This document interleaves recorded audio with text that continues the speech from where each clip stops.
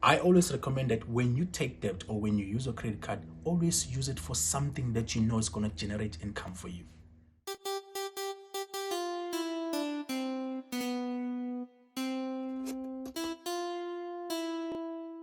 Welcome to Friday Finances with Mr. Msibi. My name is Msibi, better known as Mr. Msibi. Today's topic, we are talking about debt, just like we promised last week. Now, debt in accounting terms is considered as a liability. It can also be considered as an asset depending on who's issuing it. But because we are doing personal finance, so debt is a liability. Now, a liability is what you owe, right? So that's what we're discussing today. Now, it has always been said that debt can be categorized into two things. It can either be bad debt or good debt. So what is those things? Basically, let's start here. What is debt? Now, debt is the amount of money that does not belong to you, that you use to buy things that you need in order for you to be able to get whatever it is that you're looking for. In other words, I go to the bank, I borrow money. It's not mine, it belongs to the bank. I use that money and then I pay it back. So that is a debt. And then when you pay it back, it's debt repayment. So that's why it's called a liability, because it's what you owe. Now, like I said, there are two things. There's a good debt and a bad debt. A good debt is when you borrow money to buy things that you need so that you can increase or to multiply that money, and which is the debt that is always recommended. Or you buy things that are going to generate future income for you, like your student loans, all those things, because you know while you're going to school, you get your NSFAS or your student loan.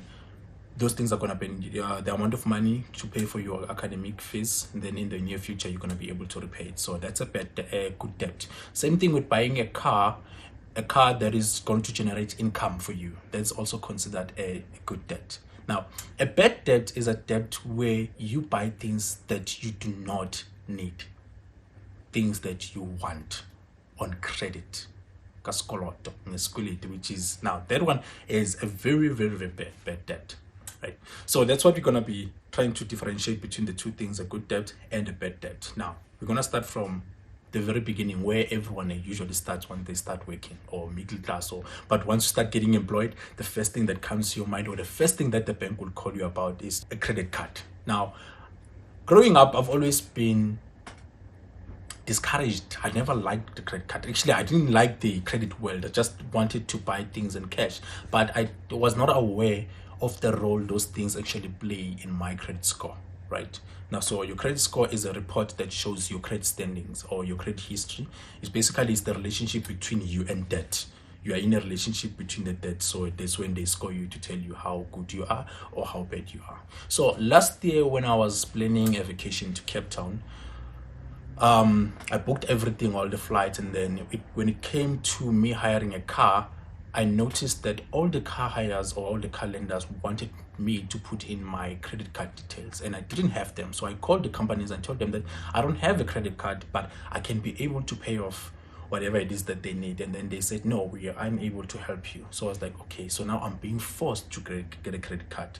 And mind you, at the time, I was not educated about how a credit card works, if it can be good for you or it can be bad. I was just like, okay, this is annoying.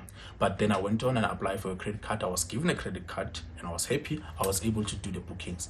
But then after going through the documentation that I got from my bank of the credit card, I realized the advantages that are there, which is the thing that even today I'm still using, right? So a credit card in some organizations, they are tailor-made interest.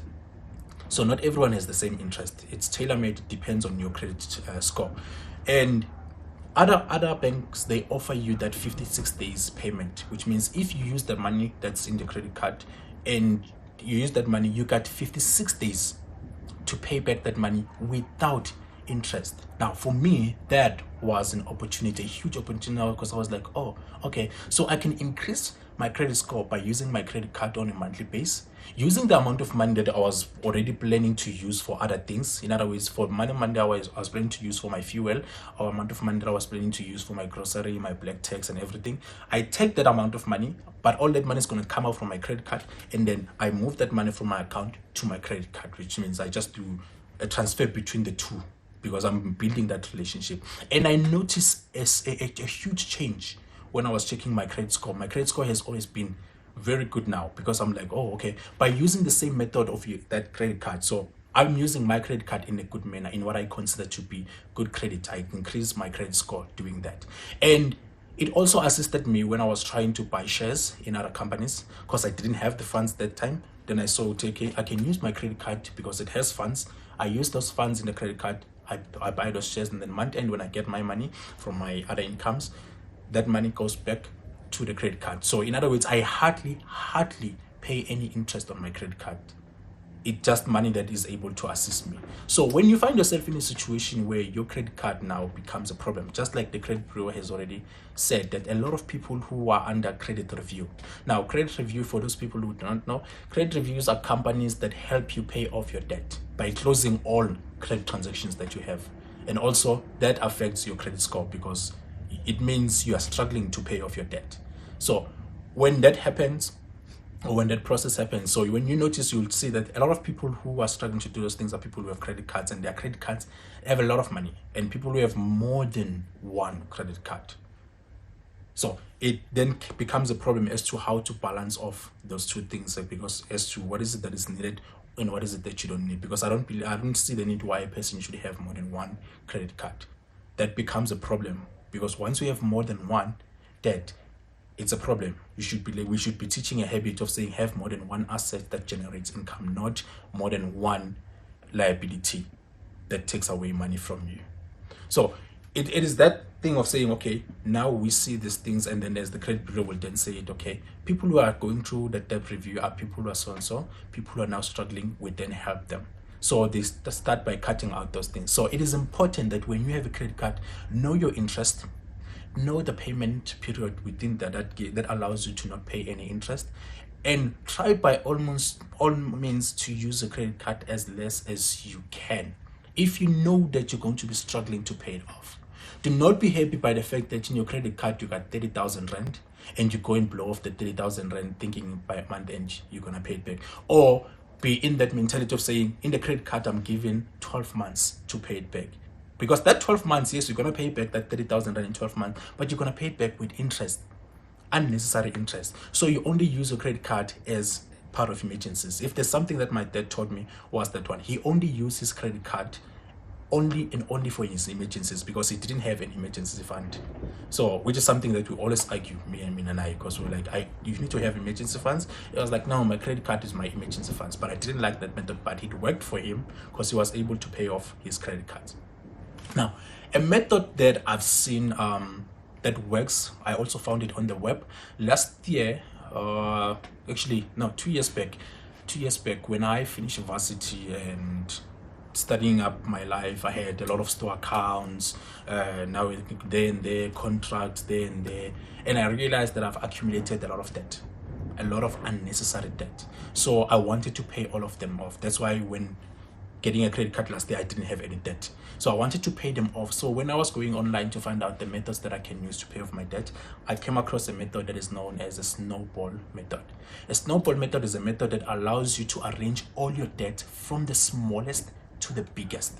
So if you have 10 debts or 5 debts or 3 debts, doesn't matter how many you have, you are going to arrange them according to the smallest, the current balance, not the premium, the current balance, which means now you're going to pay them off on a monthly base or on a 2 monthly base, depending on your accessibility of funds that you have. So what I noticed from there was that, okay, these are the amount of debts that I have, and the amount of income that I have is this is the amount of income that I have, and I'm trying to pay off these debts. Within the premiums that I have with all these companies, I'm able to pay my premiums on a monthly base, but I want to pay this thing off. I don't want to pay for 12 months. So I developed the habit of getting an extra income so that I can use that extra income to pay off those debts. Using this snowball, started with the first income. In 6 months, I was debt free.